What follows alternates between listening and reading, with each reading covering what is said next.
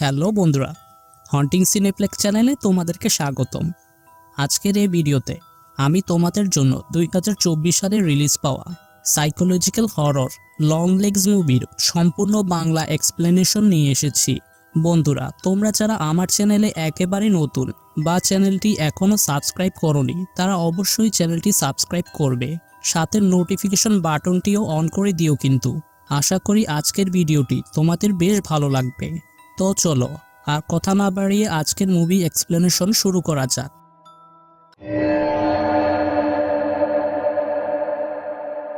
তো মুভির শুরুতে আমরা 1974 সালের 13 জানুয়ারি অরিগন স্টেটে একটি সাদা রঙের বাড়ি দেখতে পাই, যে বাড়িতে একটি বাচ্চা মেয়ে ছিল। মেয়েটি তার বাড়ির ঠিক সামনে একটি গাড়ি থামতে দেখতে পায়। কৌতূহলবশে মেয়েটি একটি ক্যামেরা নিয়ে বাড়ির বাইরে এলে শুনতে পায় কেউ যেন তার নাম ধরে ডাকছে। আওয়াজটি লক্ষ্য করে সে পেছনে তাকায়। ঠিক তখনই একজন অদ্ভুত ধরনের লোক মেয়েটি ঠিক সামনে এসে পড়ে। লোকটির কথাবার্তা ও বাচনভঙ্গি ছিল একেবারে পিলে চমকে ওঠার মতো। লোকটি মেয়েটিকে বলে, তুমি তাহলে সেই মেয়ে যার জন্মদিন শীঘ্রই চলে আসবে। আজকে আমি লং লেগস পরেছি, কি হবে আমি যদি। জাস্ট এতটুকু বলার পরে আমরা প্রথমবারের মতো অদ্ভুত লোকটির ফেস দেখতে পাই। লোকটির ফেস একেবারে ফ্যাকাশে সাদা রঙের ছিল, যা দেখতে পুরো রক্তশূন্য মনে হচ্ছিল। এরপরে মুভির ইন্ট্রো চলে আসে, যার পরে 20 বছর পরের সময়কাল দেখানো হয়েছে, যেখানে আমরা FBI এর অফিসে কিছু নতুন রিক্রুট করা অফিসারদের দেখতে পাই, যাদেরকে তাদের টিম লিডার প্রয়োজনীয় ইনস্ট্রাকশন দিচ্ছিল কিভাবে তারা অপরাধীদের সাথে ডিল করা উচিত ইত্যাদি বিষয়। যেখানে নতুন অফিসারদের মাঝে মুভির লিড ক্যারেক্টার লি হার্কার নামের একজন এজেন্টকে দেখানো হয়েছে।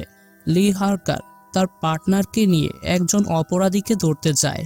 ঘটনাস্থলে পৌঁছানোর পর লি হার্কার অনেকগুলো বাড়ি অবজার্ভ করে একটি বাড়িকে নির্দেশ করে তার পার্টনারকে বলে, অপরাধী এই বাড়িতেই আছে, তাই তাদের খুব সাবধানে অপরাধীকে ধরতে হবে। কিন্তু তার পার্টনার নিজের দাম্ভিকতার কারণে লি হার্কারের সতর্কতা অগ্রাহ্য করে কোনো রকমের সাবধানতা ছাড়াই বাড়ির কাছে চলে যায়। অবাক করার বিষয় ছিল যে লি হার্কারের অনুমান একদমই সঠিক ছিল। ভয়ঙ্কর সেই অপরাধী এই বাড়িতে লুকিয়েছিল, যে দরজাটি খুলেই লি এর পার্টনারকে গুলি করে মেরে ফেলে। এতে লি অপরাধীর মোকাবেলায় একা হয়ে পড়ে, কিন্তু লি তার সাহস হারায় না। লি খুবই সতর্কতার সাথে বাড়িতে প্রবেশ করে। সে অপরাধীকে গান পয়েন্টে রেখে সফলভাবে অ্যারেস্ট করে নেয়। পরবর্তীতে আমরা লিকে একটি বিশেষ ধরনের সাইকোলজিক্যাল টেস্টে পার্টিসিপেট করতে দেখতে পাই। টেস্টের পর লি দুজন FBI superior officer agent Carter ও এজেন্ট ব্রাউনিং এর সাথে গাড়িতে বসে কথা বলে। মূলত সেই সাইকোলজিক্যাল টেস্টে লি এক্সট্রা অর্ডিনারি পারফরমেন্স করেছিল, এজন্য তার পটেনশিয়ালিটি বোঝার জন্য তাকে ডাকা হয়েছে। তাদের কথাবার্তা শুনে আমরা বুঝতে পারি লি অন্য 8-10 জন অফিসারের মতো ছিল না। তার IQ এবং সিক্স সেন্স অনেক হাই লেভেলের ছিল। এছাড়া এজেন্ট কার্টারের কথা শুনে বোঝা যায় লি এর কিছু সাইকিক অ্যাবিলিটিও রয়েছে, যার জন্য এজেন্ট কার্টার তাকে এমন একটি কেস সলভ করতে দেয় যা অনেক পুরনো তো বটেই, কিন্তু আজ অবধি কেউ কোনো ক্লুই খুঁজে পাচ্ছে না। সে আশা করে মেবি এই কেস সমাধান করার জন্য লি পারফেক্ট পারসন হবে। এরপরে লি কেসটি স্টাডি করে জানতে পারে অরিগন স্টেটে অনেক বছর ধরে একই প্যাটার্নের অনেকগুলো নৃশংস হত্যাকাণ্ড ঘটে চলেছে, যেখানে প্রতিটি কেসে একটি বিষয় কমন ছিল, আর তা হলো প্রতিটি পরিবারে বাবা পাগল হয়ে প্রথমে মা এবং পরে তাদের মেয়েকে ছুরি দিয়ে খুবই ব্রুটালি স্টেপ করে মেরে ফেলত, শেষে নিজেও সুইসাইড করত। এছাড়া প্রতিটি ক্রাইম সিন থেকে একটি কমন এভিডেন্সও পাওয়া যেত, তা হলো একটি করে লেটার, যার মধ্যে কিছু অদ্ভুত সিম্বল থাকতো, আর লেটারের শুরুতে লেখা থাকতো লং লেগস। আর মজার বিষয় হলো হ্যান্ডরাইটিংটি ভিকটিমের পরিবারগুলোর কারোর সাথে ম্যাচ করতো না। এর মানে মার্ডারগুলো লং লেগস নামের কোনো সিরিয়াল কিলার কোনো সিক্রেট রিচুয়ালের জন্যই করত। তখন লি তার ইনভেস্টিগেশন শুরু করে দেয়। সে জানতে পারে প্রতিটি হত্যাকাণ্ডে কোনো বাইরের লোকের বাড়িতে প্রবেশের কোনো চিহ্ন ছিল না, যা অত্যন্ত অদ্ভুত। কারণ কেউ না কেউ তো অবশ্যই বাড়িতে এই লেটারগুলো রেখে গেছে। আর লং লেগস যদি বাড়িতে প্রবেশ না করে তাহলে কি সে দূর থেকে এই সব কিছু করতে পারে? তা কিভাবে সম্ভব? এই সব কিছু ভাবতে ভাবতে লি একটি বিষয় লক্ষ্য করে, তা হলো প্রতিটি পরিবারে 9 বছর বয়সী একটি করে মেয়ে ছিল, যাদের জন্ম তারিখও ছিল সেম, আর তা হলো মাসের 14 তারিখ। প্রতিটি হত্যাকাণ্ড নবম জন্মদিনের 6 দিন আগে বা পরেই ঘটেছে। এরপর লি ও এজেন্ট কার্টার একটি রেস্টুরেন্টে বিষয়গুলো ডিসকাস করছিল। লি এই সময় তার অনুসন্ধান করা তথ্যগুলো এজেন্ট কার্টারকে জানায়, তবে এজেন্ট কার্টার তথ্যগুলোকে তেমন গুরুত্ব দেয় না। পরে লি এজেন্ট কার্টারকে তার বাড়িতে পৌঁছে দেয়, কারণ সে ইচ্ছে মতো ড্রিঙ্ক করেছিল। বাড়িতে লি এর সাথে কার্টারের ওয়াইফ অ্যানা ও তাদের কন্যা রুবির সাথে পরিচয় হয়। রুবি শীঘ্রই 9 বছর পূর্ণ হবে। তার সাথে লি এর ভালো বন্ডিং তৈরি হয়, তাই রুবি লিকে তার বার্থডে পার্টিতে ইনভাইট করে। রাতে লি তার বাড়িতে ফোনে কারোর সাথে কথা বলার সময় কেউ একজন দরজায় নক করে। সে দরজায় কাউকে দেখতে পায় না, কিন্তু ভালো করে লক্ষ্য করে দেখে বাড়ি থেকে একটু দূরে অন্ধকারে কেউ একজন দাঁড়িয়ে আছে। লি সাথে সাথে গান নিয়ে সেই স্পটে আসে, কিন্তু কাউকেই খুঁজে পায় না। ঠিক সেই সময় আমরা লি এর অনুপস্থিতিতে একজন ব্যক্তিকে তার ঘরে ঢুকতে দেখতে পাই। এরপর লি বাড়িতে ফিরে এসে টেবিলের ওপর একটি এনভেলপ দেখতে পায়, যার ওপর লেখা ছিল 14 জানুয়ারির আগে এটি খুলবে না। তখন লি সাবধানতার সাথে এনভেলপটি খুলে ভেতরে একটি বার্থডে ইনভাইটেশন কার্ড খুঁজে পায়, যে কার্ডের ভেতরে ঠিক একই রকমের অদ্ভুত সিম্বল দেখতে পায়, আর শেষ পেজে লেখা ছিল লং লেগস। এর মানে তখন যে মানুষটি লি এর ঘরে ঢুকেছিল সে আর অন্য কেউ নয়, লং লেগস ছিল। লি তখন চিহ্নগুলোর মিনিং ডিকোড করতে সক্ষম হয়। পরের সিনে লি একটি ক্রাইম সিনে আসে, যেখানে একই প্যাটার্নের হত্যাকাণ্ড ঘটেছে, কারণ এখানেও একই রকমের লেটারে লং লেগসের নাম এবং ক্রিপি সিম্বল ছিল। ভিকটিম পরিবারটির ডেড বডি পৌঁছে গিয়েছিল, কারণ প্রতিবেশীরা জানতো 1 মাস আগে পরিবারটি ট্রিপে গিয়েছে, তাই কেউ খবরও নেয়নি। সেই লেটারে থাকা সিম্বলগুলো লি ডিকোড করে দেয়। এছাড়া ভিকটিমদের মৃত্যু তারিখ লিনিয়ার ক্যালেন্ডারে মার্ক করে সে একটি প্যাটার্ন খুঁজে পায়, যেটি ছিল রিভার্স ট্রায়াঙ্গেল শেপের, যা মূলত ডেভিলের চিহ্ন ছিল। ডেভিলের ফলোয়াররা বিভিন্ন সিক্রেট রিচুয়ালের জন্য এগুলো তৈরি করে থাকে, কিন্তু প্যাটার্নটি কমপ্লিট হতে এখনও একটি ডেট বাকি ছিল, যা ছিল জানুয়ারি 14। এর মানে লং লেগস ডেভিলকে খুশি করার জন্য জানুয়ারি 14-তে আবারও কোনো নিরপরাধকে হত্যা করবে। তাই লি সাথে সাথে এজেন্ট কার্টারকে বিষয়গুলো জানিয়ে দেয়। লি আরও একটি বিষয় কার্টারকে বলে, তা হলো লং লেগস তার সব চিঠিতে উল্লেখ করত যে ক্যামেরন ফ্যামিলিতে হত্যাকাণ্ড করে সে অনেক মজা পেয়েছিল। অবাক করার বিষয় ছিল যে সেই পরিবারের মেয়েটি একমাত্র লং লেগসের হাত থেকে জীবিত বাঁচতে পেরেছিল, যার নাম ছিল ক্যারি অ্যান। কিন্তু সে একটি মেন্টাল অ্যাসাইলামে এত বছর ধরে আছে। সেই রাতে লি ও কার্টার মিলে ক্যারি অ্যানদের বাড়িতে এসে সার্চ করে। তারা সেখানে মানুষের মতো দেখতে একটি ডল খুঁজে পায়, যা একেবারে 9 বছর বয়সী ক্যারি অ্যানের মতো দেখতে ছিল। তারা এটিকে ইনভেস্টিগেশনের জন্য ল্যাবে নিয়ে আসে।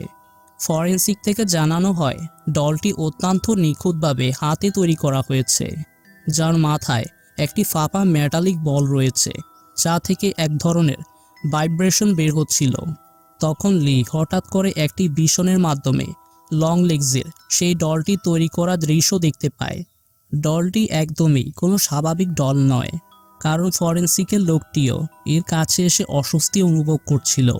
লি তখন বলে, নিশ্চয়ই লং লেগস তার সব ভিকটিমদের বাড়িতে ঠিক এরকম ডল পাঠিয়েছিল, তাদের সেগুলো খুঁজে বের করা উচিত। তার কথাটি কার্টার শুনে কিছু একটা চিন্তা করতে থাকে।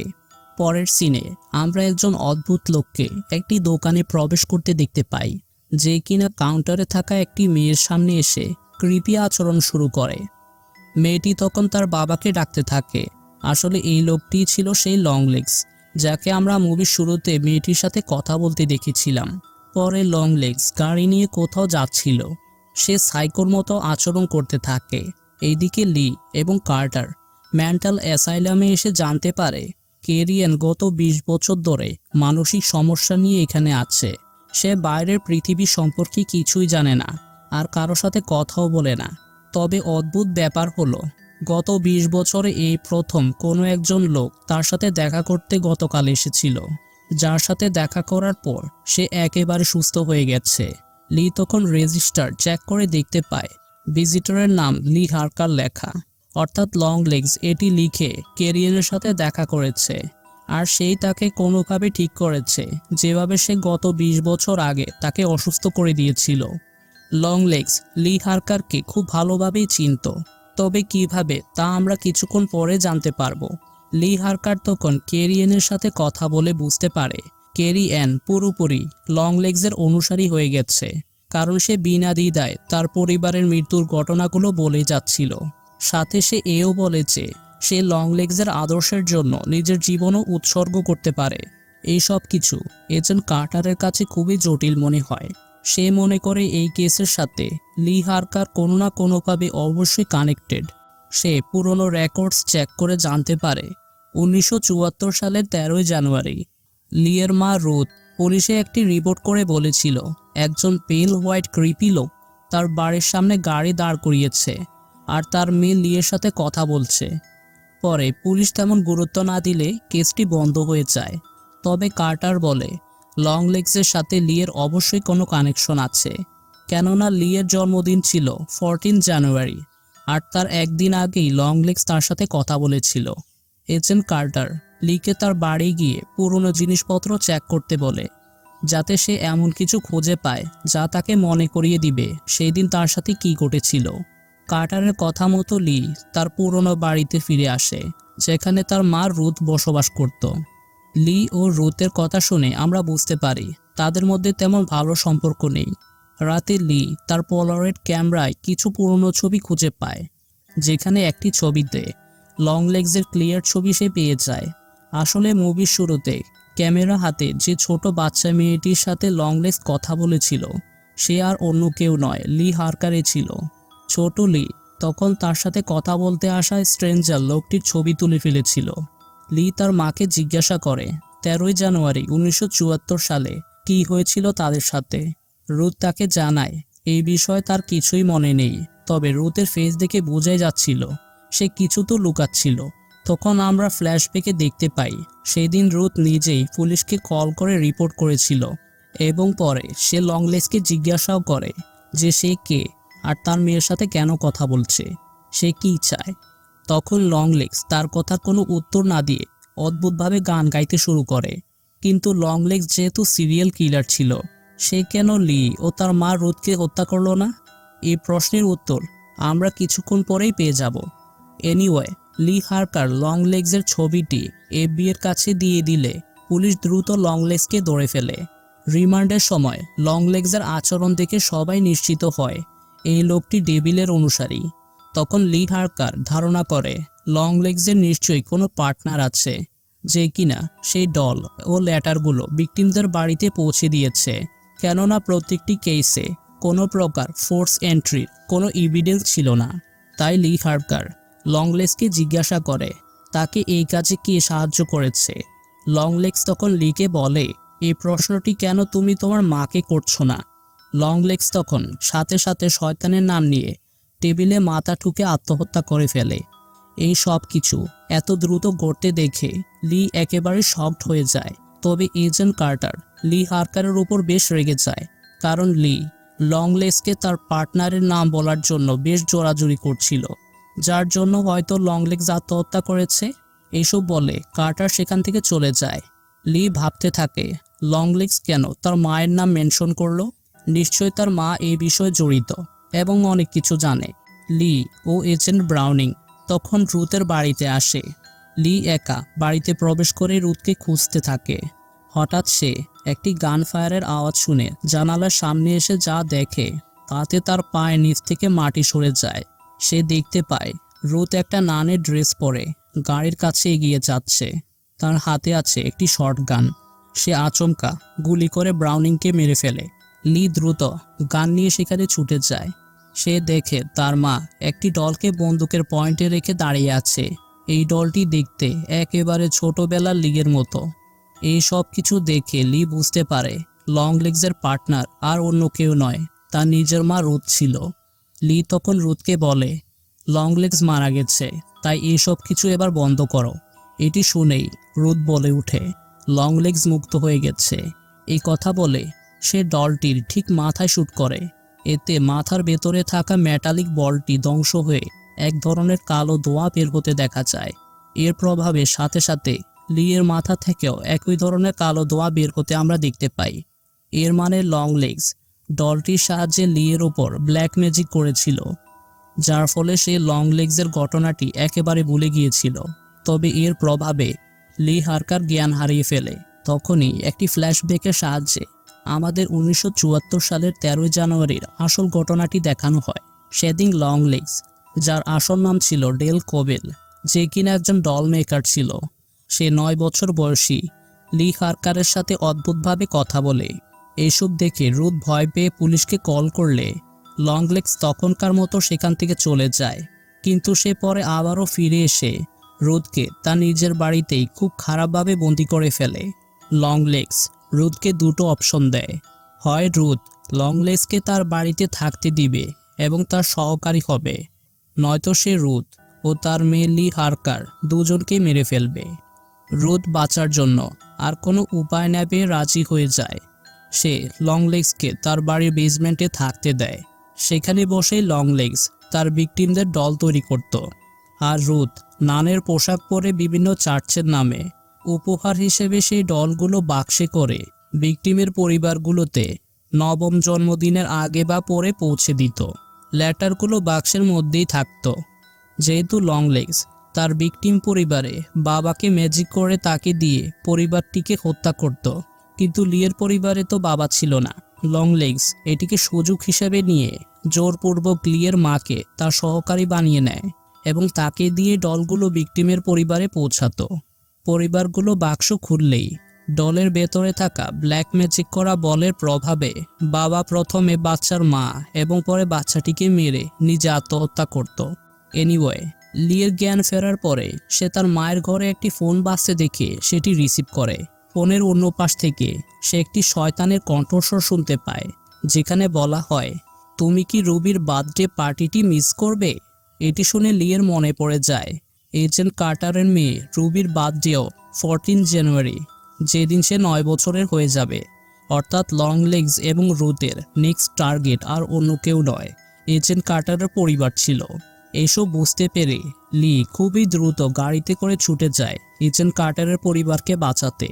তবে লি সেখানে গিয়ে দেখতে পায় অলরেডি তার মা রুথ সেখানে নান সেজে বসে আছে, আর রুবি সে ব্ল্যাক ম্যাজিক করা ডলটিকে অলরেডি আনবক্স করে ফেলেছে। লি তখন এজেন্ট কার্টারকে সবকিছু বোঝানোর চেষ্টা করে, কিন্তু আমরা দেখতে পাই ডলটির ম্যাজিক তার কাজ ইতিমধ্যে শুরু করেছে। এজেন্ট কার্টার কেমন যেন পাগলের মতো আচরণ করছে। সে ও তার ওয়াইফ অন্য একটি ঘরে কথা বলতে চায়। তখন যা ঘটার তাই ঘটে। এজেন্ট কার্টারের ওয়াইফের প্রচণ্ড আর্তনাদ শোনা যায়। কিছুক্ষণ পরে এজেন্ট কার্টার একটি রক্তমাখা ছুরি নিয়ে রুবির দিকে এগিয়ে আসে। রুবিকে বাঁচানোর জন্য লি কার্টারকে গুলি করে মেরে ফেলে। এতে রুবি বেঁচে যায়, কিন্তু রুথ পুরোপুরি ডেভিলের ফলোয়ার হয়ে গিয়েছিল, ঠিক লংলেগসের মতো।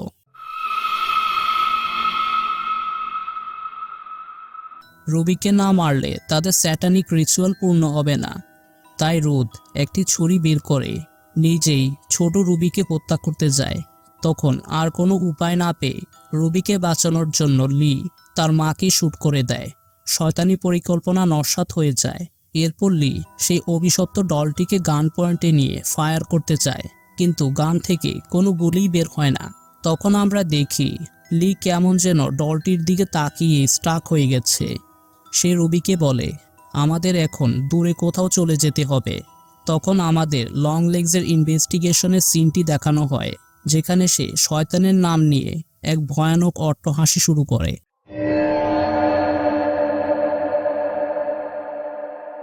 মুভিটি এখানেই শেষ হয়ে যায়।